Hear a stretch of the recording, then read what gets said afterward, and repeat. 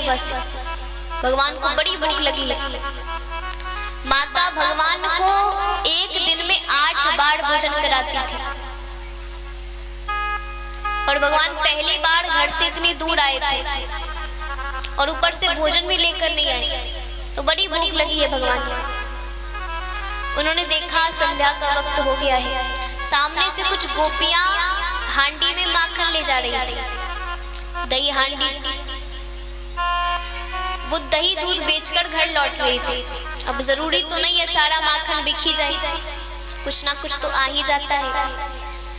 तो भगवान गोपियों से कहते हैं देखो कुछ भी है, थोड़ा सा माखन है तो दे दो। गोपियों ने कहा अच्छा, फिर हमारा क्या फायदा, हम तो तुम्हें माखन देंगे, फिर तुम क्या करोगे हमारे लिए, तुम क्या दोगे? बोले तुम्हें जितने माखन चाहिए हम घर से देंगे, मैया तुम्हें उतनी हांडियां देंगी माखन की, लेकिन थोड़ा सा माखन दे दो। गोपियों ने कहा नहीं, हमें माखन नहीं चाहिए, हमें पहले नृत्य करके दिखाओ। अब एक गोपी ने अपनी हांडी दे दी, एक गोपी ने चुनरी उड़ा दिया और अब भगवान नृत्य कर रहे हैं। भगवान बड़ी देर हो गई, गोपियां हंस रही है। भगवान कहते देखो बड़ी भूख लगी है, कुछ खाने दे दो फिर मैं नृत्य पक्का करूंगा। गोपियों ने कहा नहीं, पहले नृत्य करो फिर भोजन मिलेगा। भगवान नृत्य करते हैं, उसके बाद बोले अब दो माखन। गोपियों ने कहा माखन तो खिला दो, लेकिन फायदा क्या, तुम्हें माखन खिलाने का फायदा क्या है? अरे तुम इतना माखन खाते हो, अपने घर खाते हो, हमारे यहाँ से चोरी करके खाते हो, फिर मांग कर भी खाते हो, लेकिन फायदा तो कुछ है नहीं, तू काला का काला ही है। एक गोपी ने कहा मैं तो सोचती हूँ नंद बाबा घोड़े, यशोदा मैया घोड़े, यहाँ तक कि बलराम ताऊ भी घोड़े हैं, लेकिन ये काला कैसे है? एक गोपी ने कहा अरे ये तो मुझे यशोदा का लल्ला ही नहीं लगता।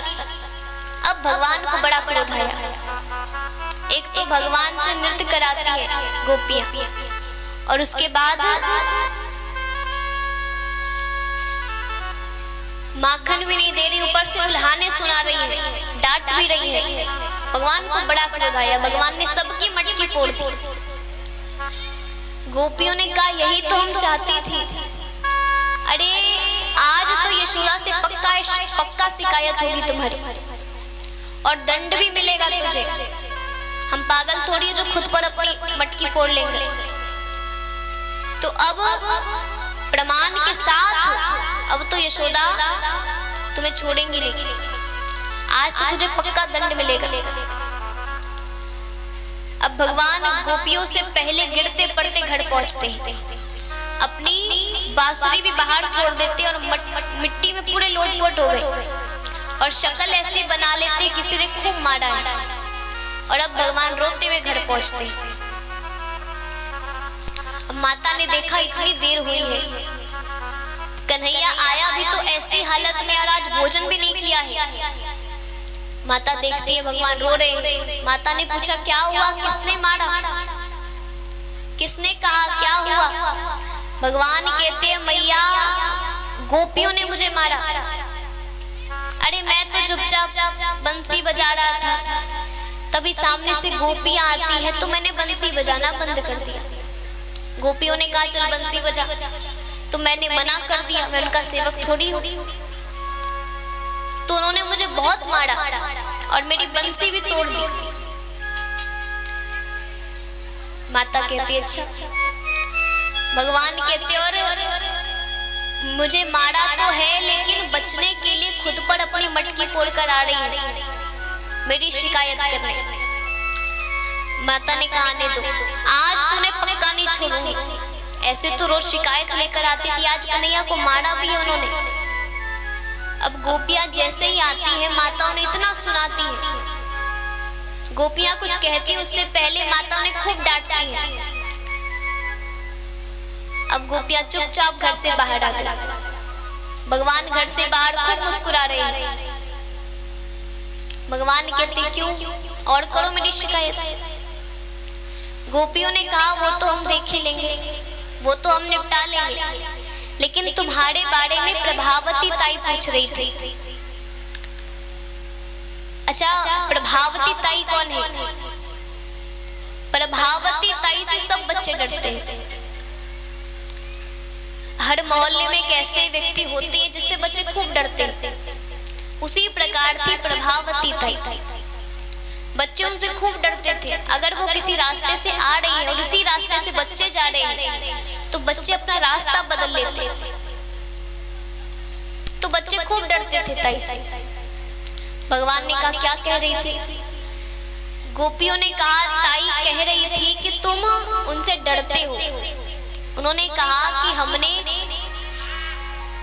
कहा कि तुमने कन्हैया को छूट दे रखी इसलिए तुम्हारे घर वो चोरी करता है। हमारे घर तो नहीं आता कभी चोरी करने, क्योंकि वो हमसे डरता है। भगवान ने कहा मैं किसी से नहीं डरता। गोपियों ने कहा प्रमाण दो। भगवान कहते ठीक है, तो कल ताई के घर के पीछे आना, मैं कल तुम्हें उनके घर का माखन खिलाऊंगा। अब यहाँ गोपियों ने ताई को बता दिया कि ऐसी ऐसी बात है, कन्हैया आने वाला है। इधर ताई पूरी तैयारी कर लेती है, सारी तैयारी कर लेती है भगवान को पकड़ने की। अगले दिन दोपहर का समय होता है। भगवान सभी ग्वाल वालों के साथ आते हैं और भगवान भी बड़े चालाक है। भगवान पहले खुद नहीं जाते, पहले दूसरे ग्वाल को भेजते कि जाओ देखो सब सो गए कि नहीं। अगर अंदर से बालक ने बुला लिया तो ठीक है, अगर अंदर से कुटाई की आवाज आएगी तो सब चले जाते थे। तो भगवान ने एक बालक को भेजा, जाओ देखो सब सो गए। बालक ने कहा सब सो गए। इधर सभी बाप घर में आते हैं ताई के, और हांडी ताई ने ऊपर लटका कर रखी है। तो सभी एक के ऊपर एक चढ़ते हैं, सबसे ऊपर भगवान चढ़ते हैं, हांडी में हाथ डालते हैं और माखन निकालने वाले होते हैं कि तब तक प्रभावती ताई आ गई। अब जब तक भगवान हाथ निकालते हांडी से नीचे उतरते तब तक नीचे से सब गायब, और भगवान हांडी पकड़ कर लटके हैं। यहाँ प्रभावती ताई आती है, भगवान के कान पकड़ती है, नीचे उतारती है और अब डांट रही है कि आज तो पक्का शिकायत होगी। भगवान माफी मांगते, ताई माफ कर दो। अरे इस अगली बार बिल्कुल चोरी नहीं होगी, अगली बार से कल से बिल्कुल चोरी बंद। बोले तो वो तो मुझे भी पता है, आज तुझे दंड मिलेगा तब तेरी चोरी बंद हो जाएगी। भगवान कहते नहीं, अच्छा चलो अगर घर लेकर जा रही हो तो ऐसे लेकर क्यों जा रही हो? गोकुलवासी क्या सोचेंगे कि नंदराय का छोड़ा चोर है। ताई ने कहा अभी भी तुझे लगता है कि सोचेंगे? पूरे गोकुल को पता है कि नंदराय का छोड़ा चोर है सिवाय तेरी मैया के। भगवान ने कहा अच्छा बरसाने वालों ने देख लिया तो मेरा विवाह नहीं होगा। ताई ने कहा ये तो सोचने वाली बात है, तो क्या करें? बोले मुझे आंचल से ढक लो और फिर लेकर चलो। यहाँ ताई ने भगवान को आंचल से ढक लिया और अब यशोदा माता के घर पहुंचती, आवाज लगाती है, चिल्ला रही है, अरे यशोदा आज तेरे लल्ला को मैंने रंगे हाथों पकड़ा है, मेरे घर चोरी कर रहा था। माता बाहर आती है, माता कहती है कन्हैया अंदर सो रहा है। बोले ऐसे कैसे सो रहा है? वो मेरे पास है, वो मेरे घर चोरी कर रहा था, मैंने रंगे हाथों पकड़ा है उसे।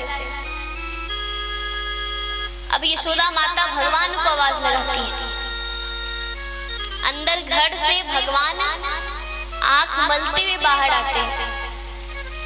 अब ये ताई ये नहीं सोच रही कि ये कौन है, प्रभावती ताई ये सोच रही है कि ये अगर कन्हैया है तो मैं किसे पकड़ कर लाई। अब ताई आंचल हटाती है तो वही बेहोश हो गई। आंचल के अंदर ताई के ससुर जी थे और भगवान ने ऐसी लीला करी कि उनके दाढ़ी मूंछ में माखन लगा दिया कि इन्होंने चोरी की है। तो भगवान माखन चोरी की लीला प्रारंभ करते हैं, गोपियों के यहाँ चोरी करते। तो ये भगवान का प्रेम है गोपियों के प्रति। भाव है। भगवान, गोपियां चाहती थी कि भगवान आए। भगवान तो रोजाना चोरी करने आते थे, लेकिन गोपियां भी चाहती थी कि भगवान आए। गोपियां भगवान के लिए अलग मटकी निकाल कर रखती कि ये अगर कन्हैया आएगा तो हम उसे ये देंगे। लेकिन भगवान वो भी मटकी के माखन खा लेते, और जो मटकी के माखन गोपियां बेचने के लिए रखती वो भी खा लेते। तो भगवान गोपियों के यहाँ चोरी कर रहे हैं, माखन चोरी कर रहे हैं। तो भगवान अपनी माखन चोरी की लीला इस प्रकार प्रारंभ करते हैं। तो ये भगवान का भाव है गोपियों के प्रति, प्रेम है। प्रेम से बोली कृष्ण कन्हैया लाल की, सावरिया सेठ की जय, वृंदावन बिहारी लाल की जय। तो यहाँ अनेकों प्रकार